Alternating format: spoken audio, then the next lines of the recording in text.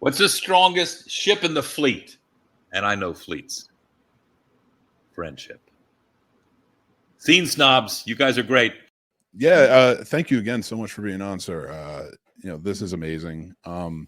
We were talking to Jonathan Frakes a couple of weeks ago, and he actually said, make sure you get Todd on the show because you guys are geeks and he's a geek. so that works. But I've always been a big fan. I've loved you. You're in my favorite episode of Supernatural, like I said. Oh, thanks. I love Monster Movie. And another good one, right? Oh, so good. And 12 Monkeys, everything you've done. I'm such a fan.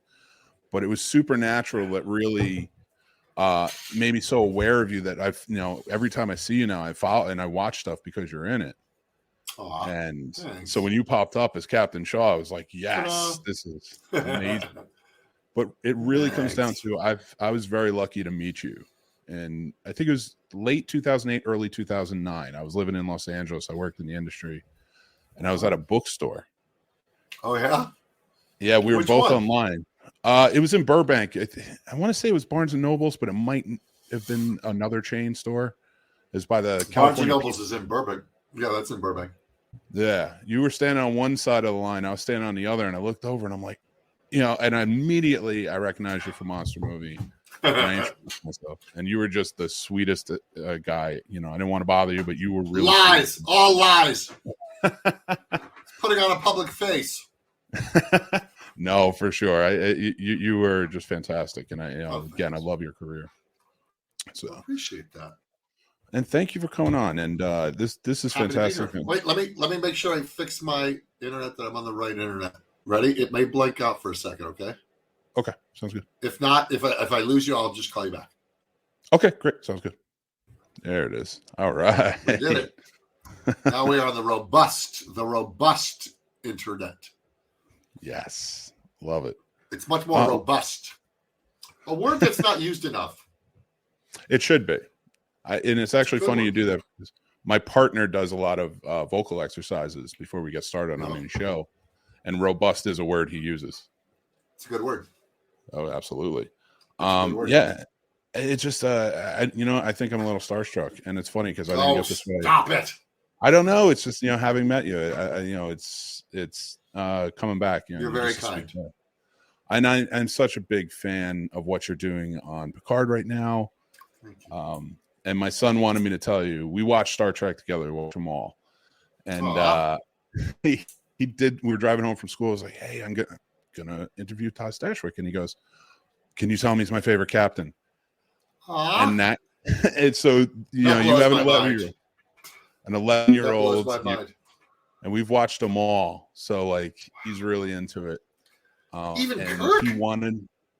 Even Kirk. And we do. And I have to admit, Kirk is has one of my favorite. I love Kirk, so yeah. And I love Picard. I love everybody, but yeah, Kirk is the man of action. I've always been really a big fan. He's just so he's Kirk. He's the one that started it all. Well, Pike technically started it all. True. Kirk's the man. And you're a big fan of Star Trek, from everything I understand, going into it, and you've been since boyhood, from the original series with Spock and Kirk and McCoy and Uhura, and Chekhov is my neighbor, and so he's actually going to come over on Thursday and watch the finale with me. I'm kind of holding off because, like I said, you're my son's favorite, but he didn't watch the last episode. He was, I know, I'm like, it's ending.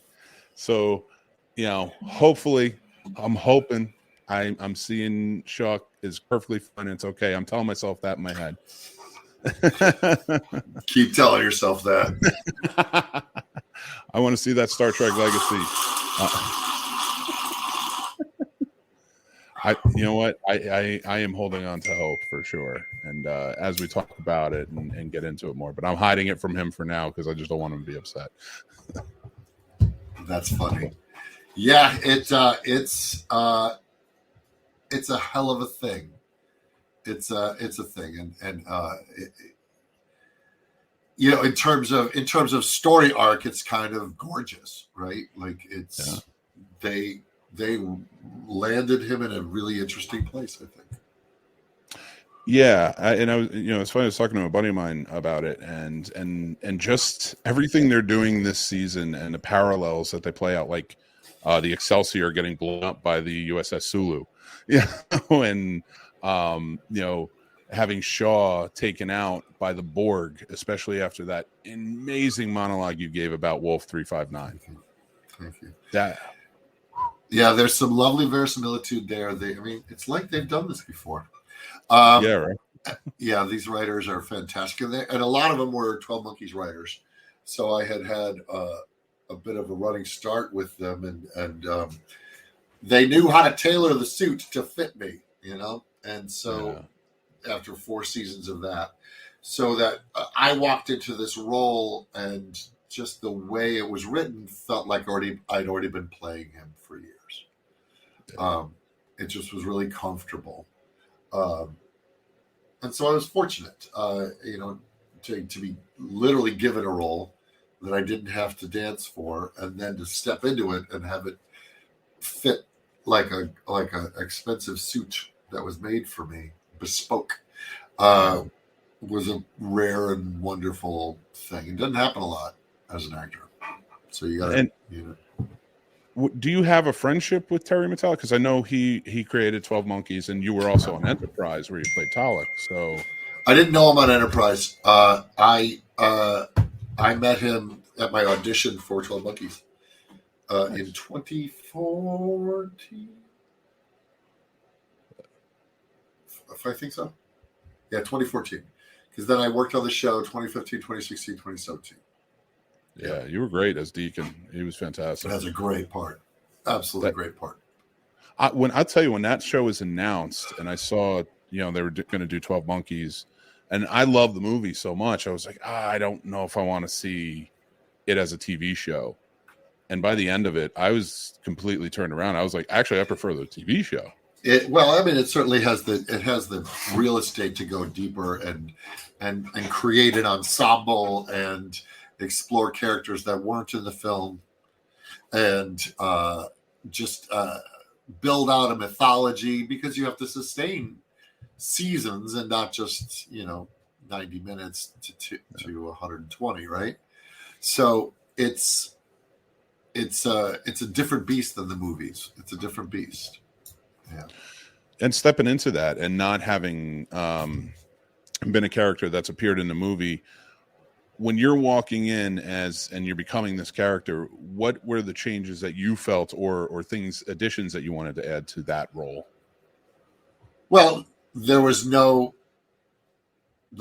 anything I'm adding. The character was created whole cloth for the TV series. So I was stepping into trying to fulfill their needs for their story. So I think in order to a way to answer your question is what I brought to the party. So when I auditioned for it, the character as written was much more like an Ed Harris, sort of a Marine, like a roughneck. And I looked around the room at all the other people auditioning, and I was like, wow, these guys are all like excellent actors and roughneck looking guys. And I'm not saying I don't carry a certain level of villainy with me, with my facial structure, but I wasn't going to out Marine these guys. I wasn't going to out tough anybody in this room. But the take I took from reading the script was, this guy, he commands 200 people willing to take up arms to defend a vision that he has of how to survive, to be a scav king of the West 7. And so he doesn't have to be tough. He has to be charming. He's a cult leader. So I went in and made him sympathetic and charming, which actually made him creepier because of the level of violence that he was willing to tolerate, dare I say, enjoy. And so I think that's what made my audition at least separate itself from the Ed Harris vision of the character. And I think once Terry saw oh, the character could be that. Like a guy who doesn't actually have to hold the gun because 200 people behind him are holding the gun. Yeah. So he doesn't have to appear tough. He has to appear, he's the tempter. He's the, come into my fold. I will keep you alive and safe in this horrific, post-apocalyptic hellscape. So that was my take on it. I think I even remember in the moment in the audition when he says, I'm Cole, and he introduces myself, and then I introduce and I say, I'm Deacon. And I think in the audition, I curtsied when I met him. And I think Terry's like, oh, I love that. I love the fact that this guy takes the time to be irreverent. Mm-hmm. He sort of is almost thumbing his nose at toughness because he doesn't have to. He has the control. He has the power. He has the army. And I think that's what made this character special in that ensemble, because everybody, Kirk, Acevedo, and Aaron, and Amanda, and Emily, everybody had a very distinct shape that they occupied in the space. And Deacon occupied, he would say things that the audience might be thinking. He would say, similar with Shaw, like that guy who can kind of look around and go, this a little messed up, isn't it? Like, I remember improvising the line, why would you walk towards the weird music? I said to Kirk Acevedo's character, he's like, it's coming from that way. And there was like weird 20s music coming out of a Victrola. I'm like, why would anybody walk towards the weird music? Like, have you not seen one horror film? That's where the weird shit goes down. And so I liked that aspect of Deacon, is that he would take a piss, as the Brits would say.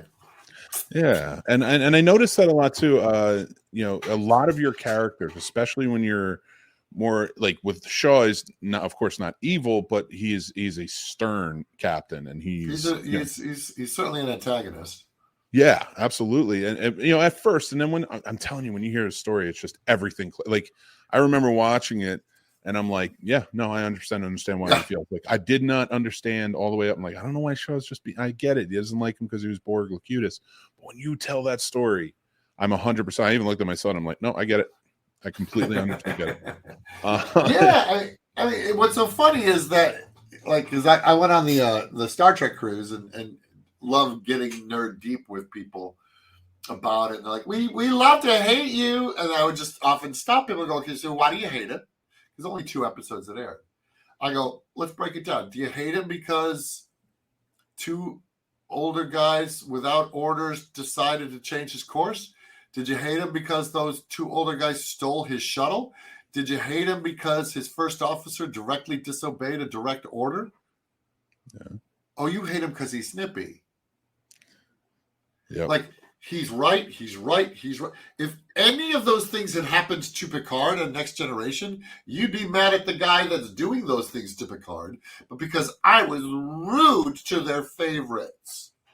Yep. Like, I think it's funny. It's like, stop and listen to what he's saying. Shaw is right. And you know what? It proved that to me when I heard the monologue, because I call it the Jellicoe effect from Star Trek. When Ronnie Cox played Captain Jellicoe, and Riker can't stand him. Nobody can stand him because he's just on point. He's just by the book. And the fans hate him. And I'm like, I was like, no, I get it. I was like, I don't understand exactly what he's doing. And you're 100% right with it too. It's just same, right? Yeah. It's your favorites getting yelled at. You're just like, no, I don't like that. Yeah, I don't like, you're being rude to Jean-Luc Picard, and his name is the title. So don't be rude to him. Now you've been in so many wonderful shows and movies, especially very geek oriented, sci-fi, horror. What's a genre that you prefer to play in most of the time?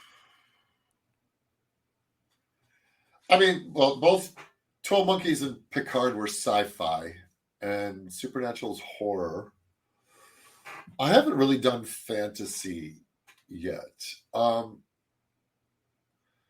I like sci-fi supernatural and sci-fi stuff. Like, I like that. I also like being the irreverent guy in those stories. I like in these otherwise high stakes, larger than life tales to be the guy who's kind of letting the air out of the tires. I like that. And I also consume a lot of science fiction and horror and supernatural and fantasy. Yeah, that's what I love. Nice. Yeah, absolutely. With Nerd Circus, especially. I see you have a great lineup there. I want that table. I think I told you that when I messaged you. Like, I want that table so bad. That would you can have it. It's for sale. One day I will. I promise. It's for sale, and you can customize it with whatever quotes you want on the inside. Love that. And fonts. So I have a Star Wars quote. I have a Hobbit quote. I have a Alan Watts quote, and then I have a Nerd Circus quote, and they're all in different fonts. One's in Arabesh, and so it's like a Tolkien font for the Hobbit. It's beautiful. That's fantastic. That's wonderful.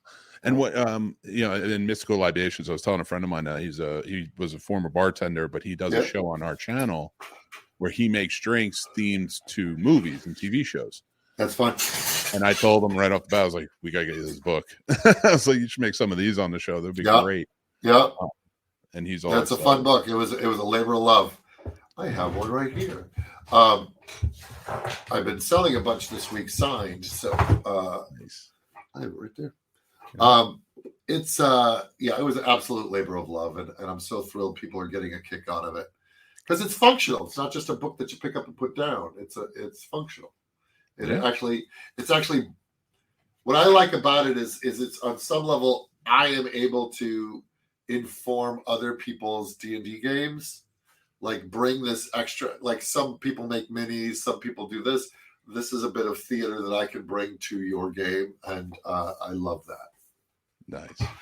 Yeah, I love the theory and idea behind Dungeons and Dragons. I have never been invited to play anywhere. All my friends play it. They always leave me out. They're like, nah, you wouldn't like it. I'm like, why? Why do you think I wouldn't like it? And what do they say? Yeah. Well, it's starting from high school on, because like I played a lot of sports and stuff, but I was like, I love this stuff. I love movies. I love comic. Like, I mean, just let me in. And I guess they thought you thought you'd make fun of them? They thought I would make fun of it. And I was like, the guy who has a Star Trek Discovery poster behind him would make fun of D&D. And the Joker Funko Pop. I always say, if you want to play Dungeons and Dragons, teach yourself how to be a DM. And that way, you're the one who makes the party. You don't wait to be invited. Because there's a lot of people that go, well, I've never been invited. Just like you said. But you didn't sound like I just sounded saying it. But I go, well, why are you waiting to be invited? There are books out there that teach you how to play it, and you could run it, and then you're the one making the party. And the fun thing about being a DM is you get to play a ton of different characters as opposed to just one. You get to do combat because you're the monsters, but then you're also all the NPCs. I love that. Actually, it's a great idea. Nobody even ever said that to me. So, like, if I were to get started today and I wanted to learn how to become a DM, what's some advice you'd give me? Two things. Well, three. There's if you just want to taste it, pick up the Essentials kit. You can just get that at your local game shop, D&D Essentials kit or starter kit. And that'll have everything you need to, and you have a son, you literally, if the current Essentials kit, I think literally has a one-on-one game, one DM, one player. You could just play it with one person so that you can taste it, feel what it looks like. Then I would say, while you're reading the book on how to run a game, because I also believe it comes with an adventure and dice and character sheets and everything that you could just jump right in and play once you do the reading. I would then pull up one of the live streams, pull up a Critical Role, or actually there is a really good primer that I say, Matt Mercer and Stephen Colbert for the first Red Noses Day did a one-on-one mini adventure, and it really breaks down the mechanics of D&D in a very simple, wonderful way. The other one that I think is quite lovely is watch the Stranger Things D&D game. My buddy B. Dave Walter runs a game for some of the Stranger Things folks, and part of it is him teaching them how to play. So there's some explanation throughout, and then you also see the process of dungeon mastering. So there's some stuff out there. There's a lot of taped content, like filmed D&D content that you can then watch that will help streamed. But then just pick up the Essentials kit. I think it's like $25.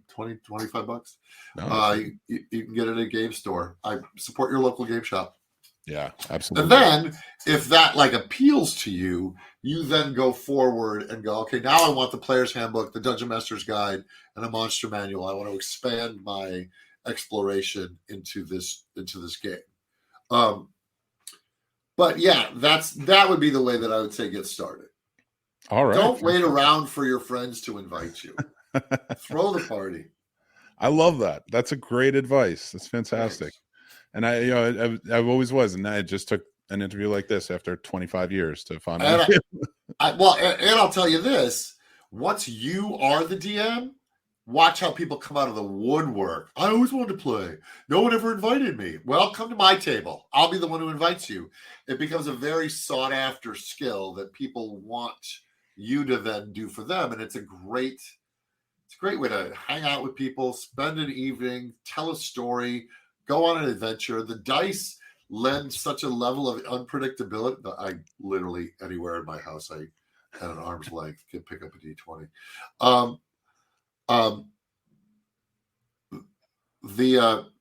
The dice lend a level of unpredictability to the event that even the DM doesn't know where the story is going to go. So you all walk away with this collective experience that night, and then you're like, "Oh, I can't wait till next time." You know, it's fun. Best game in the world. Best game in the world. I'm going to do it. I'm going to get into it. You're going to see. I love it. So getting into, you started in Second City, and one thing I wanted to ask about your characters and you're still doing improv today, right? You're do live improv. Not much. Not much. I have not performed improvisation since pre-pandemic. Oh, okay. Have you seen? Yeah. Oh, yeah, out there, and you're out in LA, right? So out there, they have some good ones. Like I used to go to IO West a lot when I lived out there. Yeah. I mean, I've been to IO West. I was in IO in Chicago, and then I formed an improv group called the Doubtful Guest, and I've created an improv school called the Hot House here, and I co-created it with a bunch of people. And then I also produced a show called Mayfly. So I did a lot of improv in LA for a very long time. I don't have the bandwidth to try and sell tickets and run a theater and get a cast together. I'd rather put that energy into D&D because there's some of the similar mechanisms involved. Nice. Yeah. When you come in and you're taking over, you're playing these different characters. Like we talked about Deacon, we talked about Shaw. And we talked about that charm and charismatic nature that you have in your characters. How much would you say that improv and comedy plays into that? Because a lot of comedians are very charming people. Well, I don't think they're inseparable because those are structures on how I view theatrical interaction with other characters. Like the way I interface with a scene partner isn't really any different as an improviser than as it is as an actor, because I'm listening to what the other character is saying, I'm processing what they're saying, I'm having opinions about what they're saying, and then I'm acting on those opinions. That's no different whether I'm improvising or whether I'm doing scripted work. The only difference externally is I happen to be saying what the writer wrote. Mm-hmm. Okay. Verbally, but I'm still processing the scene with the same muscles as I would be if I was improvising. Okay. In that I'm listening first and foremost. Yeah. Now with going into after Star Trek, coming towards the end of it and opening up this whole world, even more so. I mean, this is a huge franchise with the gigantic galaxy that's being explored and more. But as we see, it's kind of pushing forward, more shows coming out. They just announced Section 31 with Michelle Yeoh today. The movie, yeah.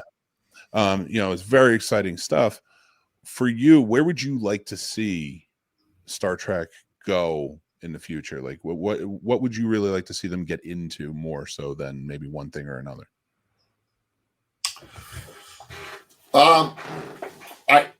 It's an interesting question. Like, I mean, I think they're doing it right. I mean, I love Strange New Worlds. I enjoyed Discovery.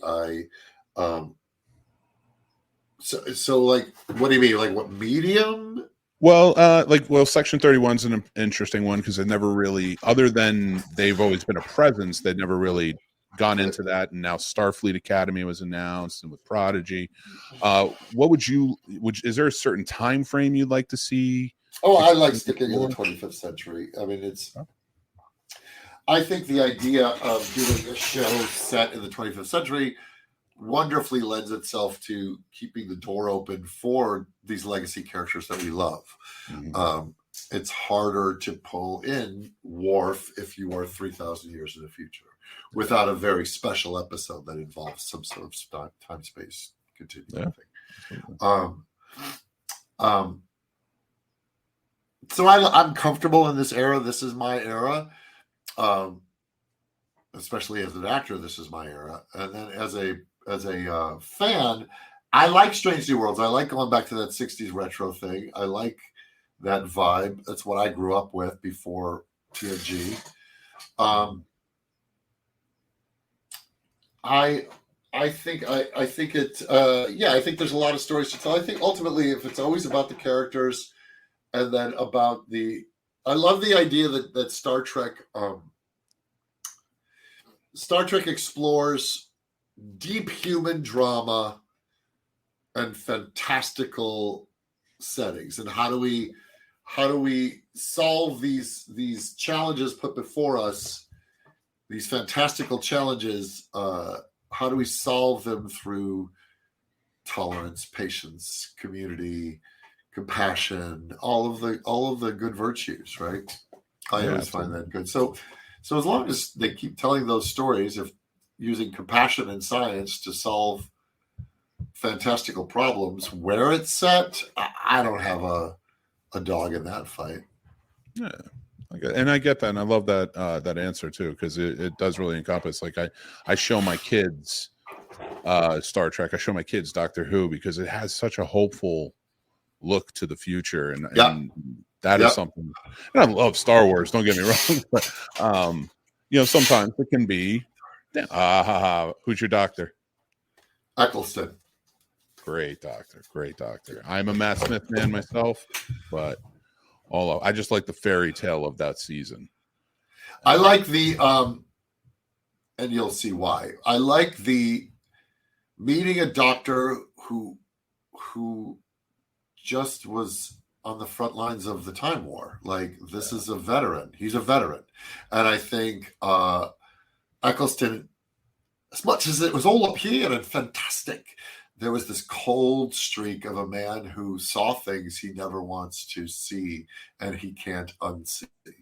And I think, like, when he goes dark, he goes darker than any of them. But there was this buoyancy, and he has my favorite line, which is, everybody lives, Rose, just this once everybody lives. That is such a great episode. The best line is the doctor dances. It's, are you back on me? It's the best. You were fantastic. And you know what? So was I. I love it. I love him. He did have some. It was such a great opening too. That whole season. Mickey the idiot. Well, his opening line, run. First time we hear from the doctor in how many years, and his opening line is run. Mickey the idiot. Yeah, I've been self-proclaimed geek for a long time. My wife didn't know what she was getting into when we met, and we were dating, got married. But when we started dating, I was like, listen, there's a lot here that over our marriage, I'm sure you'll find out. But and like now she's watching Voyager. She watches other, so like she's getting into it. But Doctor Who, we watched that while we dated. And by the end of it, we were coming up on our wedding, and she was like, okay, everything, we had a TARDIS at the wedding. Our cake cutters were sonic screwdrivers. That's fun. She went all in, and I told her, I was like, you don't have to do this. You don't have to do it at all. And she goes, yes, I do. I want this. I love it. So yeah, I have a lot of Doctor Who action figures. I have a 1/6 Eccleston. Nice. I have a lot of Doctor Who toys. Anything else here? No, I have my TARDIS here. And this is a USB hub. So when you plug it in, it ooey-ooeys. That is, it's Enos. Yeah. That's a great button here. When you push it, it goes. So good. Yeah, I keep my one back there. I have one in, I think, every room of this house because of my wife. I have a Dalek. A Dalek that's about that big. Yeah. Nice. When did you start your collecting? And what is something you 1974. Nice. Very nice. I gravitate towards I love the Mego action figures. Oh yeah. From the 70s. I love those. So I have a bunch of Star Trek ones, and I have a bunch of Planet of the Apes, and then a few I think I have like Green Goblin and Spider-Man. Very cool. Then I love all of the 70s, 80s Star Wars stuff. Just before I don't think I collected anything from Jedi. I think at that point I was kind of outgrowing my toy collection. Okay. And then of course it started up again when it became nostalgia collecting. Yeah. Absolutely. But I gravitate towards Star Wars. I gravitate towards Batman, a lot of Batman. Nice. A lot of Batman. And what's your favorite rendition of the costume for Batman? Mine's the blue and gray with the yellow and black emblem. Like in the comics? Yeah. And any in movies, comics, TV. Well, like to me, like Denny O'Neil's Batman is the very is the look what I picture Batman comics. In the films, I think I liked Affleck's costume the most. Mm-hmm. The Dark Knight look.